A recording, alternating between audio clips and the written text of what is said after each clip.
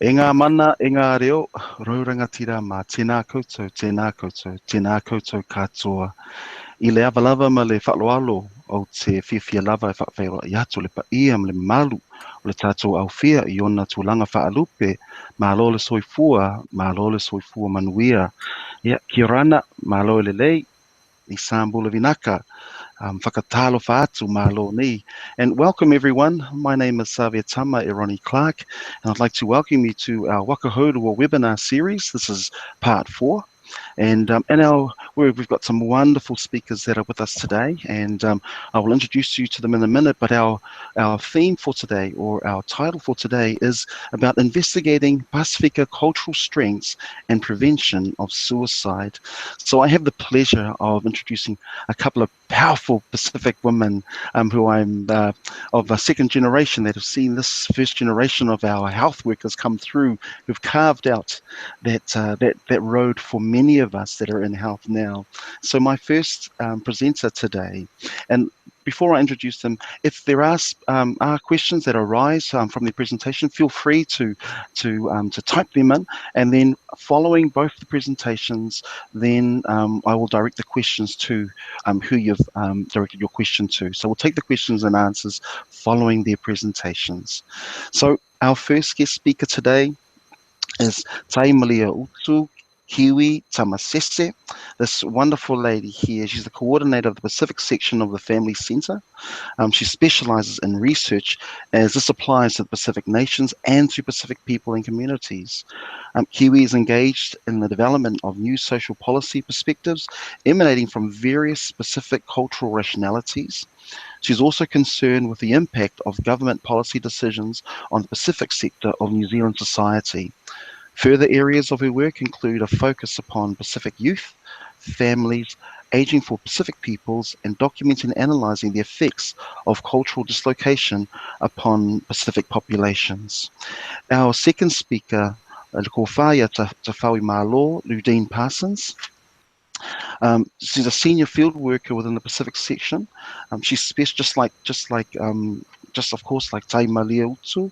Tafao specialises in community development, education and training, carrying out field work for social policy and health research, family therapy, and Pacific international development. So we're in for a wonderful, the next 30 minutes with this presentation from both of our speakers. So without further ado, I introduce our first speaker, Le Fionga ya Taimalieutu, Kiwi Tamasese. Please welcome. Thank you, Kiwi. Kei pātulu pa ila silasi upatu si maina ni tai au. Tēnā koutou katoa. And of course, pakalokalahi atu. And ni Sambula Minaka kia rana. Yeah. Mali, malu wa fia nei. Dalo whalawa. Tafaoimalo and I are part of the Family Centre team here in Wellington. And we, in being part of the webinar this morning, we'd like to acknowledge all the participants that were part of the research project that we had been contracted by Te Waka Hourua to actually take up. And these include elders, both men and female elders from the Samoan community, parents and youth. Both male and female youth who were participants. Now, also from the Cook Island, Cook Island grouping, the elders who participated in the Papalitu of elders, as well as parents and youth, male and female, and Tokelau, same. We acknowledge the participants who were elders, who are parents, and who are also youth, who gave us a lot of knowledge around this research that we'd be talking about. So, talo palava to all of you, and we acknowledge those participants who participated in the research. So on your screen, you would have the first page of the presentation, and the presentation is of course titled O le aso ma le filinga, o le aso ma le matainga tila. In English, it means each day brings its own views of what is on the horizon. So each day brings its own choices. Okay. Of course, the focus of our webinar presentation, as well as the report that's been prepared now for the piece of research that we carried out, is on the exploration of Samoan, Cook Island, and Tokelauan cultural resilience for the prevention of suicide. Secondly, the importance of remembering days of significant historical events. Ole Taimalieutu. Why is this important?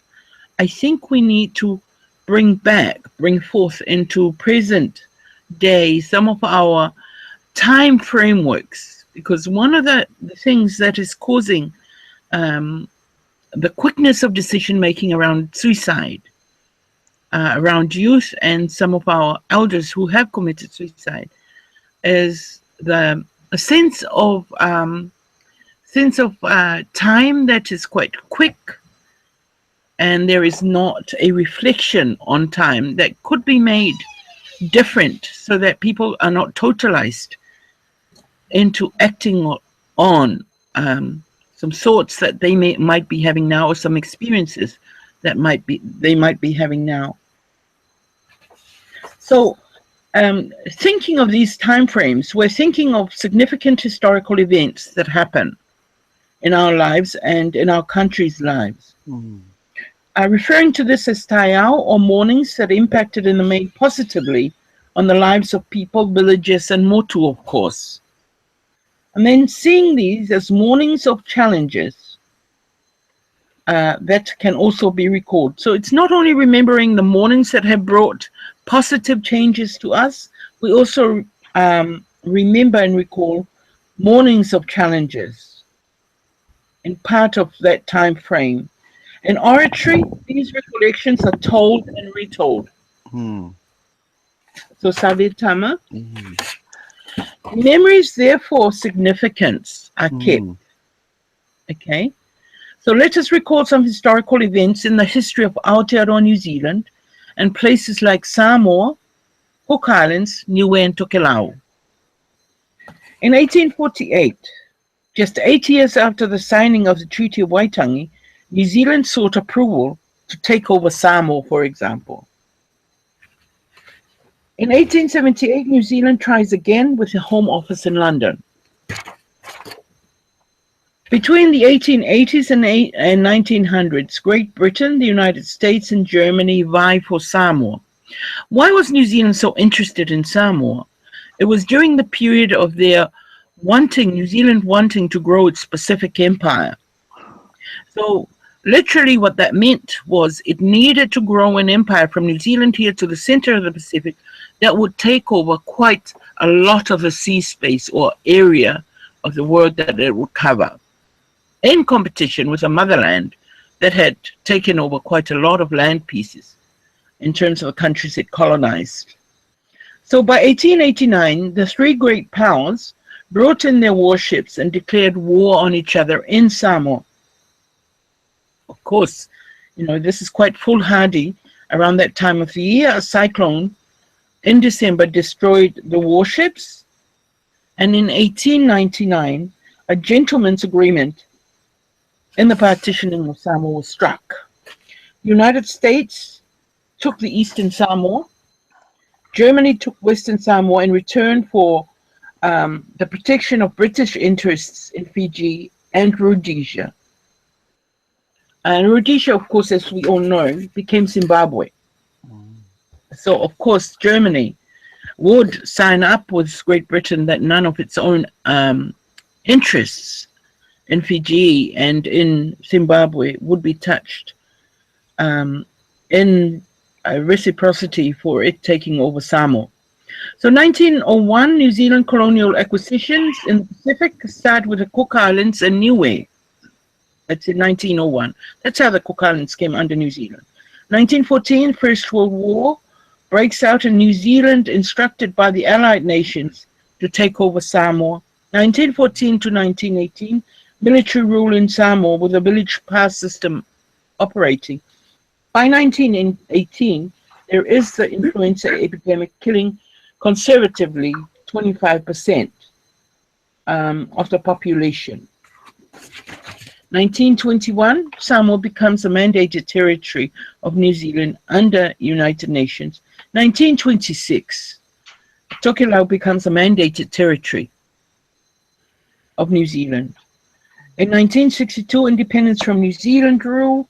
Throughout this period of Germanic and New Zealand colonial rule, Samoa responded with Mawapule, then of course Mawatumu and Pule.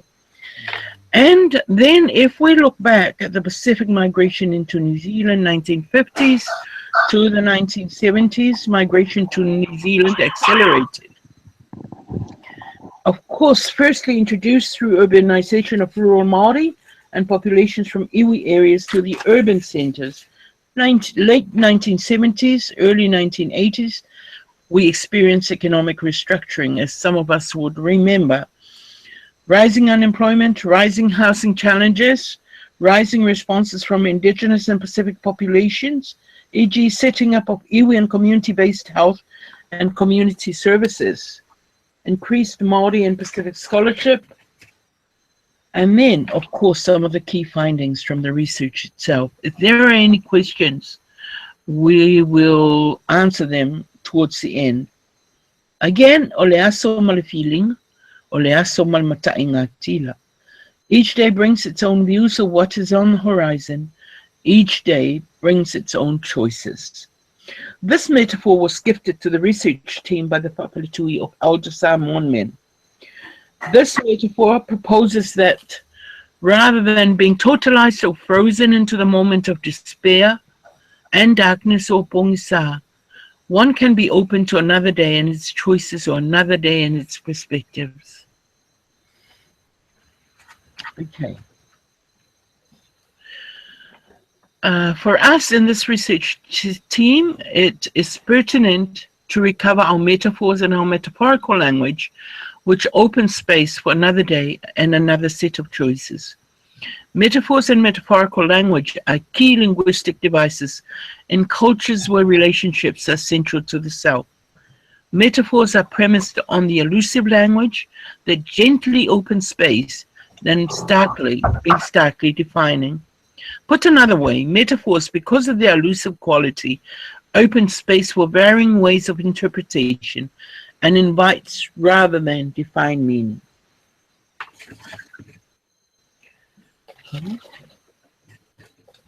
Tafao. Okay, at this stage, I'll take over then, just describing a few more of the details around the research findings and process. So we carried out 15 Whawhaletui focus groups, 5 of those Whawhaletui focus groups for each of the 3 cultural groups. And the cultural groups we were working with were Tokelauan, Cook Island and Samoan. The Whawhaletui focus groups were broken up by gender and by age. So the first group was Taimalieutu, elder women who was over 60, Toi Urutaia, elder men, Matua groups, parents groups, Tupulanga Talavautene, the young women at 16 to 25, and Tupulanga Talavautama, the same age group, 16 to 25. In terms of the facilitation of Whawhaletui focus groups, these were carried out with partners from each of our different communities. So we would work in conjunction and with partnership with Cook Island and Tokelauan elders in particular. In terms of the Samoan Whawhaletui focus groups, these were facilitated by us at the Family Centre and managed by us in the Pacific section. The invitation to participate in the suicide prevention research did attract all of the cultural communities to participate, and none of them did not want to participate. They came forward, and as has been our history, our communities have always been keen to be responsible in the areas that have caused great concern for us. So they became engaged as our cultural partners and helped us with facilitation and participated in translation and transcription and analysis. Whawhaletui was hosted at the Family Centre, either here at our place here or within Pacific community venues. We were always careful to ensure the highest protections for participants from kāinga, kupu tangata and ainga. Just a few examples of some of the things we learned along the way. Te Rao Te Waka Hourua Assessors panel right at the beginning recommended inclusion of mātua or parents whawhaletui focus groups. Our parents whawhaletui contributed really positively to the research, and they identified challenges that they were facing as the parental generation raising young Pacificans in New Zealand. Some of the things they identified, for example, was their need for additional supports within their families and communities. They identified the need for help to find the appropriate language and ways of talking about suicide and its prevention. Parents felt suicide prevention was best handled as families, as ainga within their own communities. Parents also identified that this would be much more effective through specialised community-based responses. In terms of languaging and finding the words for speaking about suicide prevention, we found that it was not just elders and parents that found these issues of suicide hard to language, but young people equally struggled just as much to find ways to speak about suicide. In terms of elders, they also let us know that there are few Indigenous words or cultural stories of suicide in our different histories.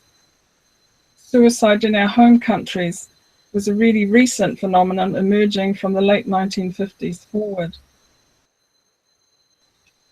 Some of the challenges for us as a team was also around identifying ways to work within these tapu boundaries, discussing such issues as suicide and its prevention. Identifying ways that increase these protections was also one of the challenges. Raising the next generations within an environment of powerful globalized influences was something we all shared with our participants as well as a research team. In terms of causes, some of the things we learned along the way, and again, these are just very brief examples. Some of the causes, the most common causes for suicide included sociocultural and socioeconomic contexts of living in the Pacific and in Aotearoa, New Zealand. Socioeconomic contexts include the high cost of living, low wages, housing affordability, and accessibility. Employment is the primary source of social and economic security and ainga agency. When employment is made vulnerable, our sense of worth, our collective resilience, and our agency are all impacted. The socio-cultural contexts then include the marginalisation of Pacific cultures, our languages, our identities, and our places of belonging. Parents also identified the challenges they face in preparing the younger generations to become parents and to lead the next generations. Our parents also identified the need for help to prepare a strong, young Pacific generation that are culturally literate, with a strong sense of belonging to their families and to their cultures. Parents and elders both identified and shared their need to prepare the younger generation for courtship, to prepare them for love and all the other types of relationships. Young people shared some, these are, again are just some brief examples, but Tupulanga Talavotaine, the young women, identified their main strength was actually found in ainga, and especially during a crisis. For Tupulanga Talavotama, the young men, they wanted ways to work on all of those challenges while keeping their ainga and their relationships intact. Young people expressed their preference to talk about and to address suicide prevention in smaller gendered groupings in familiar settings. I think I hand back now to Taimalieutu. Here are some key findings from the Tokelauan work and from the Cook Island work. Please, pardon me. The self is located in relationship to kainga, extended family, genealogical connections, and places of belonging. Suicide is conceptualized as tabaka. This concept, please pardon me, this concept denotes departure from motu or land, kāinga, and relationships. Concisely, it may mean departing on a canoe from motu, land, and relationships. Pardon me. The focus is on the departure from land and relationships rather than on arrival at death. So please, this is very important. One may arrive at another that last point. The focus is on the departure from land and relationships rather than on arrival at death. We'll go to the next slide, please. One may arrive at another motu or land space. Interestingly, the point of departure and arrival at another motu provides a space for rethinking the choices that have been made. The shared point between us, Samoan and Tokelauan, is that suicide was much less prevalent prior to the 1950s, but is becoming more prevalent in Aotearoa, New Zealand.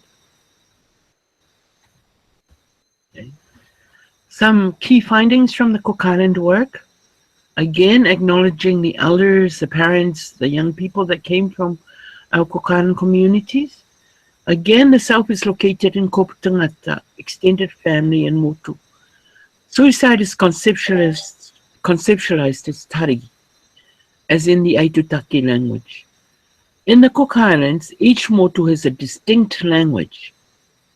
This makes conceptual exploration rich, but also very challenging.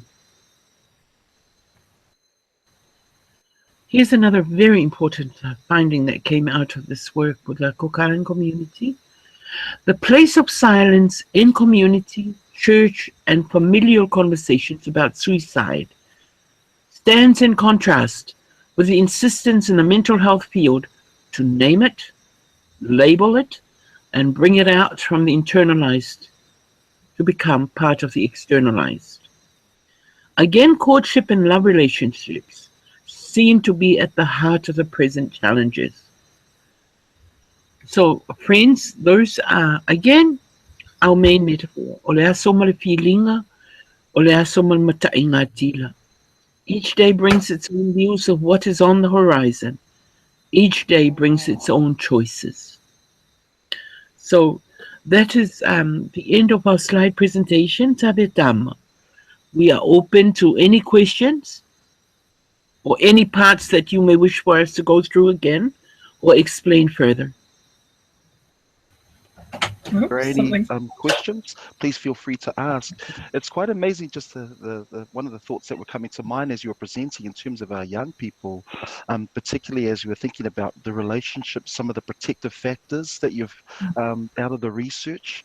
Have there been other, in terms of some of the other challenges that our young people are facing, or in terms of, you touched on, particularly for our young women, around the family as a protective factor, and the young men, which is quite interesting, about working through some of those challenges. Were there any ways that they kind of expanded on that a little bit more, which is quite interesting, I find, with the young men? I think one of the key findings that we found with the young men in talking about suicide, yes, they struggled a lot with words and seemed to center the thoughts around suicide on the individualized self. You know, it's my choice. I have tried this relationship. It did not work. It seemed to have brought me a lot of despair, and I wanted to end my life. So basically, the self had become individuated, and the self also had not had the strengthening advice of elders around courtship and a quick pace of living, you know, the texting that is instant, the messages of love that are also instant and also very instant and individualized and do not speak of a future of a generation to be built from this immediate relationship, and does not speak of any responsibilities for the bodies that they inhabit Yes.